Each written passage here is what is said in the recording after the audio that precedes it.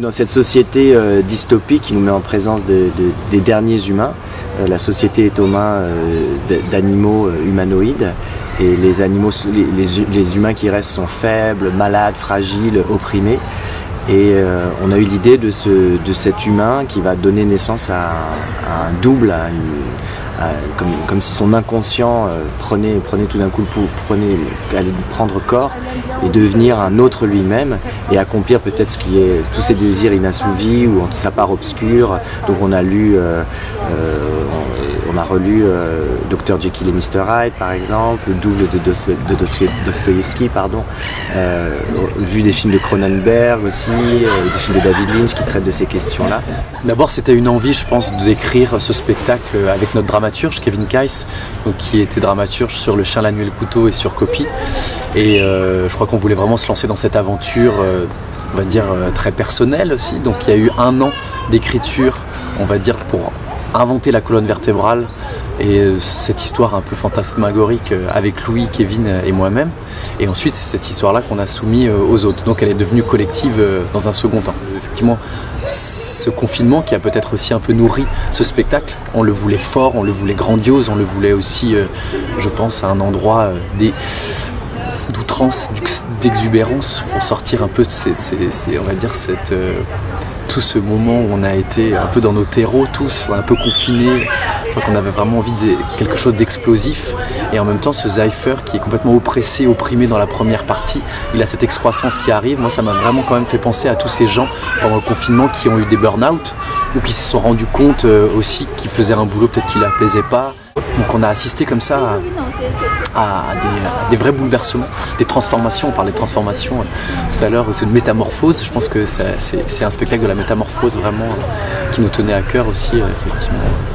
Dans cette pièce, on a donc refait appel à Yotam Peled, qui est notre chorégraphe, qui est un chorégraphe israélien, voilà, qui nous a beaucoup aidé et qui nous aide pour les robots, qui nous a aidé pour aussi les animaux, les anumains comme on les appelle chez nous, enfin ces créatures hybridées.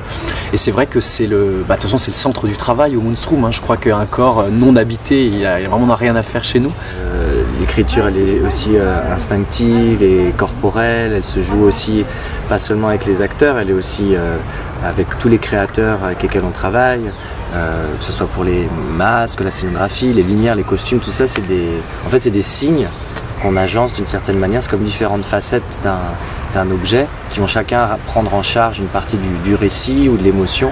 Et c'est pour ça qu'on essaie de travailler le plus possible avec tout le monde en répétition pour que chacun puisse donner le meilleur de lui-même et puis apporter sa patte, son univers pour raconter cette histoire singulière, pour créer un spectacle total qui n'est pas uniquement un objet littéraire ou théâtral. Enfin, on essaie vraiment de mélanger tous ces médiums. Et c'est vrai que ce corps poétique dont on parle souvent, il est lui-même en fait vraiment capable de raconter des histoires sans texte. C'est pour ça que les 2 dernières créations étaient quand même riches de Meyerbourg, de copies, avec beaucoup de verbes. Et là c'est vrai qu'on va quand même vers une épuration. Il y a quand même une 3e partie, même une 2e partie chez les robots où il y a quasiment plus de texte. Donc on est pur. On essaye que effectivement le corps devienne lui-même vraiment une dramaturgie. Et ça je crois qu'on essaye de creuser cette force-là aussi. Qu'on a en nous et qui peut exprimer tellement plus, quoi. On l'a vu chez Chaplin évidemment il y a plus d'1 siècle et tout, mais c'est vrai qu'on est amoureux de ça aussi, de pouvoir raconter sans dire forcément.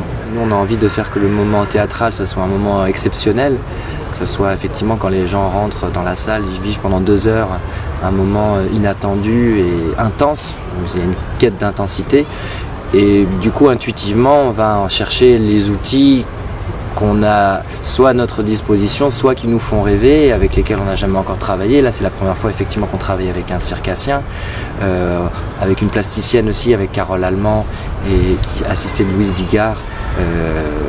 C'était également une première collaboration. À chaque fois on a des rêves, on se dit mais si on faisait ça, comment est-ce qu'on va, c'est aussi on se met un peu des bâtons dans les roues pour dire on veut créer cette séquence d'un être qui se dédouble au théâtre. Alors au cinéma on fait avec les effets spéciaux, avec le numérique et au théâtre comment on fait. Donc on se dit on ne sait pas justement, donc on va faire appel à une plasticienne, on va travailler avec un circassien, on va chercher des matières un peu étranges, on va voir avec la lumière comment on peut travailler l'illusion, etc. Il y a aussi cette envie à chaque fois de se dépasser, et puis effectivement dans les masques aussi, les masques encore une fois évoluent par rapport au spectacle précédent, il y a des animaux, il y a des robots, donc il y a cette volonté d'aller piocher un peu dans les arts qui nous inspirent, et évidemment aussi le cinéma, parce qu'on peut pas, c'est l'art de notre époque aussi, le cinéma, les images, on est baigné dedans, donc comment est-ce qu'on s'en nourrit, mais comment on n'essaie pas de refaire du cinéma au théâtre, mais comment on s'inspire de ces univers-là pour créer un univers qui est quand même purement théâtral. Ouais, je pense que notre compagnie, on a envie même nous de se surprendre toujours, d'être là. Ça a été vraiment pour le coup une création surprenante. On s'est vraiment dépassé comme jamais, je trouve, même dans le travail. On n'a jamais autant travaillé, mais parce que elle était originale cette création déjà. Donc on partait de zéro. Et je crois qu'on a tout d'abord avec Kevin et Louis, on a mis nos rêves sur le papier. On s'est dit de quoi on rêve, qu'est-ce que nous on aimerait voir aussi au théâtre. Donc je pense qu'il y a aussi les enfants en nous qui parlons beaucoup et qui essayons de trouver les images qui nous feraient nous rêver en tant que spectateurs. On aime bien la magie, forcément, on aime bien que les spectateurs soient retournés en sortant. Et je me dis c'est pour ça qu'on va au théâtre, pour vivre des émotions fortes, pour qu'on s'oublie pas. Il y a tellement de théâtre, donc c'est vrai qu'on a envie de bouleverser les gens. Il y a du bon et du mauvais goût chez nous, mais qu'on cultive, qu'on adore ça. On adore travailler dans ces antagonismes-là, dans ces oppositions de genres. On parlait des genres tout à l'heure, on adore tout mélanger. Je pense que c'est le grand défi au Moonstrom, c'est de pouvoir que tout ça soit cohérent. Et en même temps, on trouve de la cohérence, et en même temps, je pense qu'on essaye de chercher, c'est les spectateurs, de décoder, d'enlever les codes, de venir voir nos spectacles. C'est aussi un endroit de dire, lâchez vraiment le connu et essayez d'ouvrir chez vous une acceptation quelque part, d'essayer d'accepter que c'est différent de ce qu'on connaît, et qu'à partir de là je pense qu'on peut vraiment rentrer dans l'univers. J'ai l'impression que ce qui nous aide à faire ces grands écarts, on va dire, entre le comique, l'obscur, le sacré, le profane, c'est vraiment l'objet avec lequel on travaille, notre outil de prédilection qui est le masque.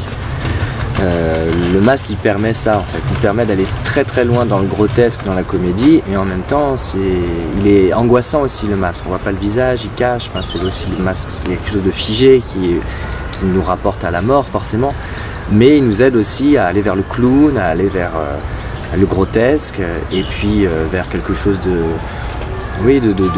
vers la magie, vers l'étrange, vers l'enfance. Ça, c'est un objet aussi, c'est un des plus vieux objets inventés par nos ancêtres, qui servait à communiquer avec les dieux.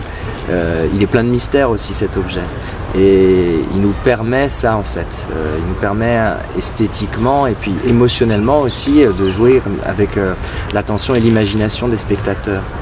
C'est pas tant le nouveau visage qui est proposé aux spectateurs, c'est plus ce qu'il efface qui nous intéresse, qui masque la zone trouble qui crée, la zone de projection qui crée pour les spectateurs. C'est sûr que ça permet de l'accepter avec toute sa complexité, sa violence, son injustice. On a la chance de pouvoir observer c'est notre monde, mais aussi notre humanité, ce qui fait qu'on est humain, avec un regard un peu singulier. Et en même temps, dans ces soirées-là, quand on est au théâtre, vraiment, moi j'ai l'impression qu'on retrouve toute la nécessité déjà en tant qu'artiste d'être sur un plateau et de voir aussi qu'est-ce que ça crée chez l'autre. L'autre qui est nous-mêmes en fait, c'est vraiment un écho finalement à ce qu'on est en train de vivre tous ensemble. Donc c'est vrai que moi cette communion-là, elle m'encourage déjà à rester en vie, parce que c'est aussi, pour moi le théâtre, c'est une des choses qui me tient en vie vraiment. Et puis à créer de la beauté. C'est vrai que les sourires qu'on a quand on rentre dans les coulisses satisfait de ce qu'on vient quelque part de vivre ensemble, ça me raccroche à c'est pas perdu, il y a quelque chose quoi. Cette beauté qu'on crée ensemble le soir, qui est éphémère aussi, qui fait partie de l'être humain. On est là, on vit des choses, mais c'est jamais gagné. On y retourne le lendemain. Mais ça donne une certaine confiance quand même, ou à un endroit où peut-être nous on n'est pas des pessimistes, mais c'est vrai que l'avenir nous fait des fois un peu peur quand même. Franchement, faut qu'on se le dise. Il y a du non-sens tout le temps, qui baigne nos quotidiens. Et c'est vrai que même nous, ce qu'on fait, des fois je dis peut-être c'est absurde, peut-être c'est pour rien. Et même ce pour rien, en tout cas, il y a quelque chose qui se crée à un moment donné de beau. Et voilà, je crois que c'est pour ça qu'on est en train de se battre en ce moment, de trouver de la beauté dans ce rien, quoi.